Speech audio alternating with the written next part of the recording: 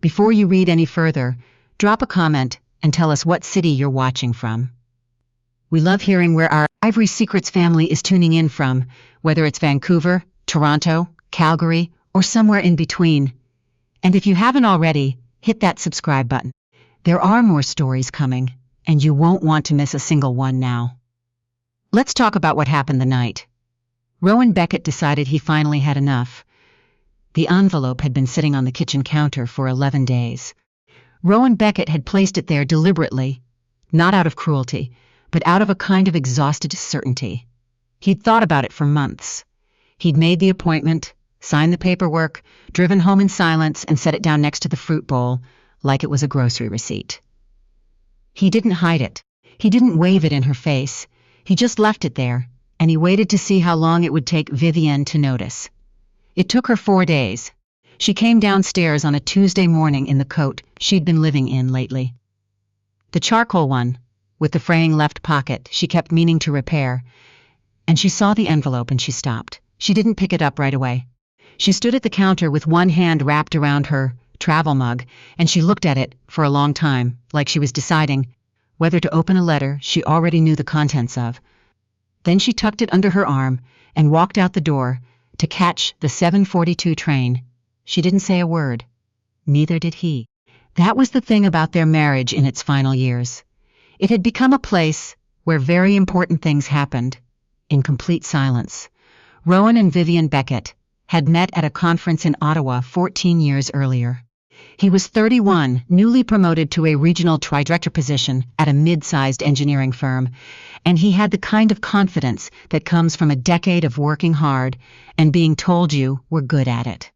She was 29, presenting a paper on structural load analysis that made half the room sit up straighter, and he had introduced himself afterward because he couldn't think of a reason not to. They were married 2 years later in a small ceremony outside Kingston, Ontario. 62 guests, wildflowers on the tables. Her father cried during the vows. It was the kind of wedding people remembered, not because it was grand, but because it felt true. For the first several years it was. Then Vivienne started disappearing. Not physically. She was there every night, or most nights.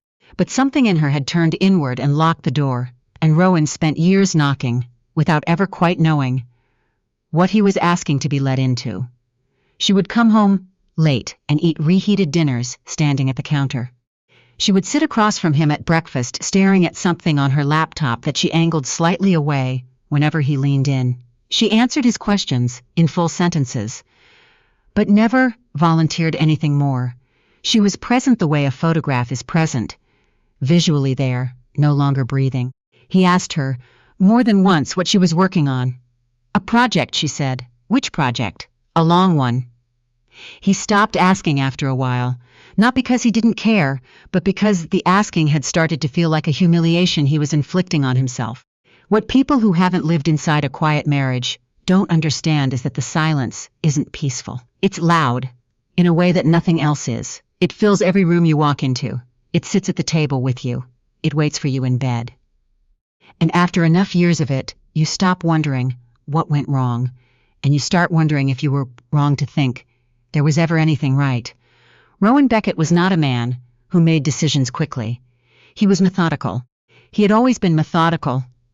It was what made him good at his work, what made him the kind of person who could look at a problem from every angle before committing to a solution. He had looked at his marriage from every angle. He had tried counseling twice. He had tried weekends away. He had tried long conversations that Vivienne sat through with the patient stillness of someone enduring a rainstorm, waiting for it to pass. He had eventually accepted that he was the rain, and she was simply waiting for him to stop. The divorce papers were not a fit of anger. They were the conclusion of a very long analysis. What he did not know, what he had no way of knowing, because she had never once told him, was what Vivienne had been building in the hours she spent angled away from him. For 6 years, quietly, systematically, in the stolen margins of her days, Vivienne Beckett had been doing the most important work of her career. It had started with a contract she'd taken on privately, outside her regular employment. A structural assessment for an Indigenous-led infrastructure consortium in northern British Columbia. Small work, technically, underpaid. She'd taken it as a favor to a colleague, and stayed because the problem interested her in a way that problems rarely did anymore. The communities involved were building their own housing their own roads, their own water systems, and they were doing it with land that presented a specific and largely unstudied set of geological challenges. No one had written the playbook for this. She was going to have to write it herself. She did. Over the next 4 years, that initial contract expanded into something she hadn't anticipated.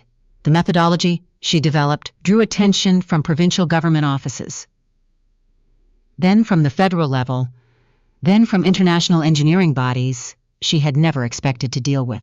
She was asked to present at conferences she attended without telling Rowan where she was going, because explaining it would have required explaining everything else, and she wasn't ready. She wasn't sure she would ever be ready. She wasn't sure what readiness would even look like. The secrecy was not strategy. It was fear.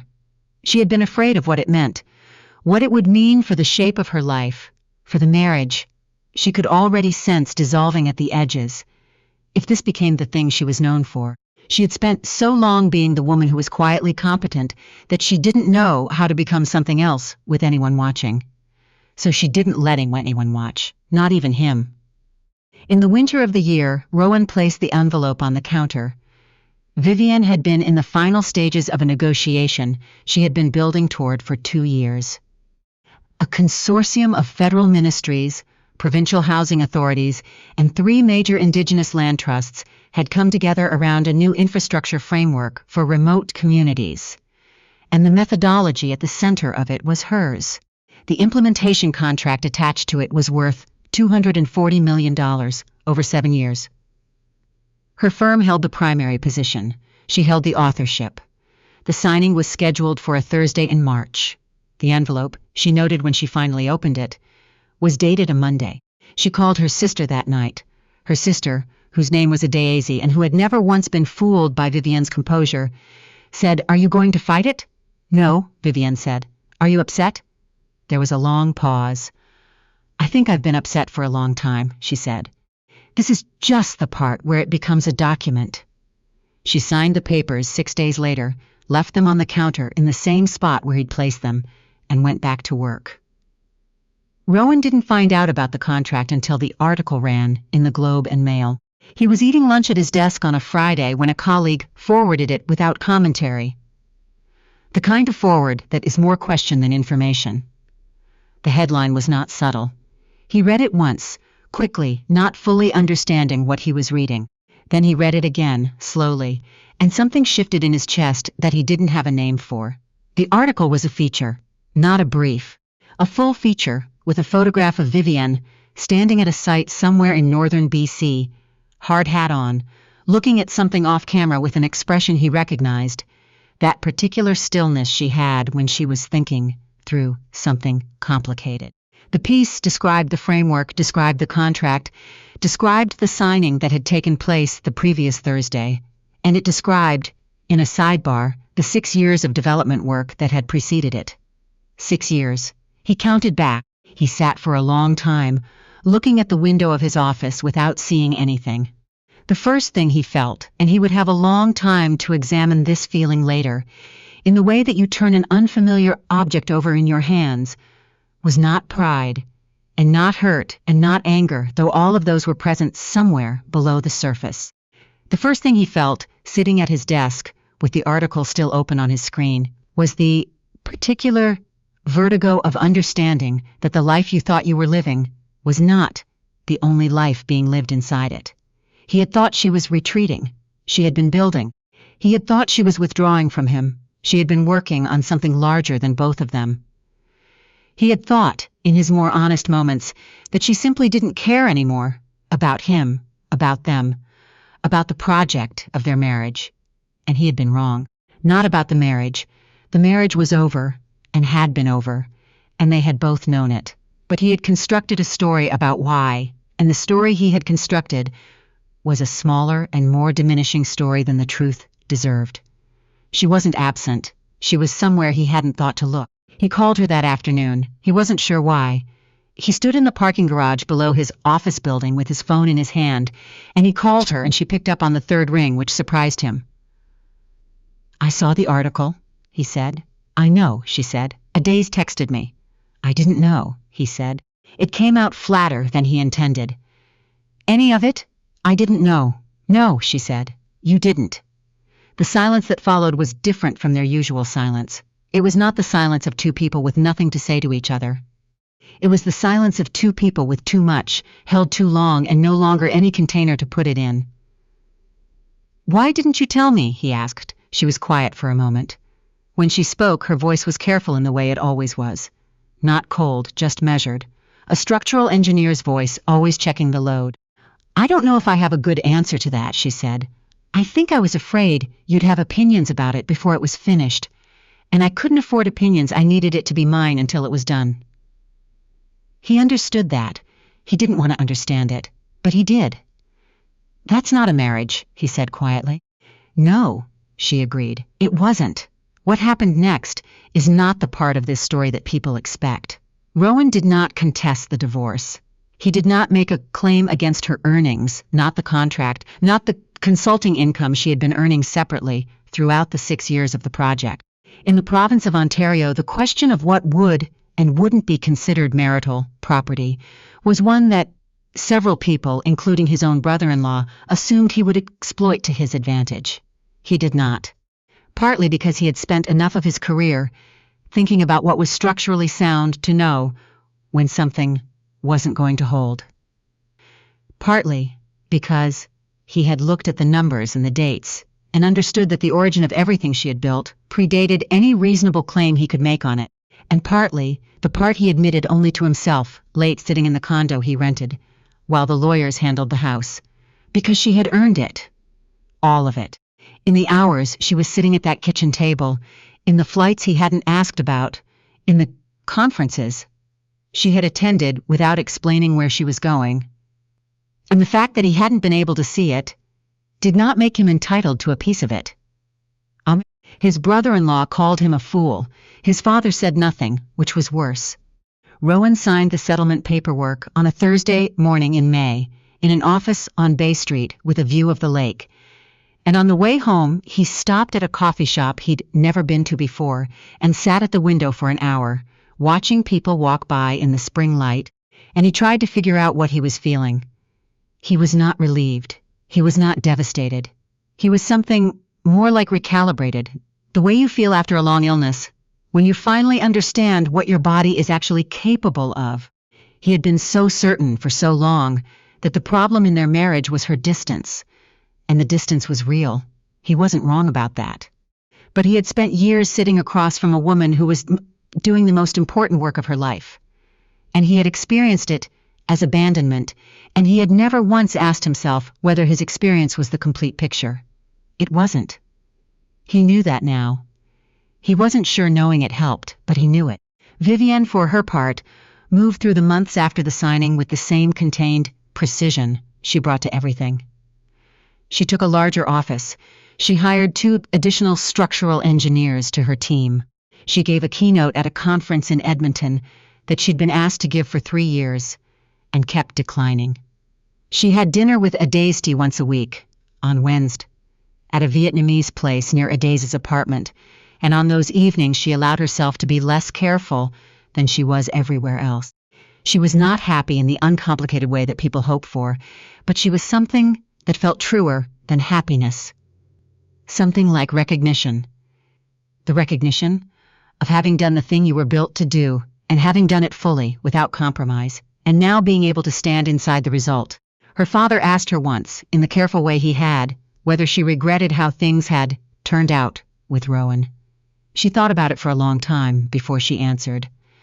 "I regret that I didn't know how to be in 2 places at once," she said. "I regret that I couldn't find a way to let him in without losing what I was building. I'm not sure that was a solvable problem. But I regret that it wasn't." Her father nodded. He was a retired civil engineer himself, and he understood, perhaps better than anyone, what it cost to commit fully to a structure. "You built something that will outlast you," he said. "Yes," she said. "He'll understand, eventually." She looked out the window of his kitchen at the backyard, where she'd grown up, climbing the same oak tree that was still there, still enormous, indifferent to time. He already does, I think, she said. That's almost the harder part. The framework Vivienne developed is now used in 17 communities across British Columbia, the Yukon, and Northern Ontario. The second phase of the contract was renewed 18 months after the initial signing. She has been shortlisted for the Governor General's Award in Engineering twice and has declined both opportunities to give press interviews about her personal life, a fact that journalists have noted and she has not commented on. Rowan Beckett left his regional director position 2 years after the divorce and started a smaller firm of his own, focused on sustainable design for mid-sized municipalities. It is not a glamorous business. He is good at it. He employs 11 people. He wakes up early and drinks his coffee on the balcony of a house he bought outside Guelph. And he thinks, sometimes, about the years he spent being certain he understood what was happening in his own life. He thinks about the envelope on the counter. He thinks about the fruit bowl it was sitting next to, which was always full because Vivienne kept buying fruit, and he kept not eating it. And neither of them had ever addressed this, and probably that was a metaphor for something, though he has decided not to push it too far. He is not a man who dwells. But he is a man who tries now, with a discipline that did not come naturally to him, to ask himself what he might not be in a room, in a conversation, in a life. It is a harder habit than it sounds. Most of the things that shape us are not visible until we turn around. He turned around, he saw. He is still working out what to do with that.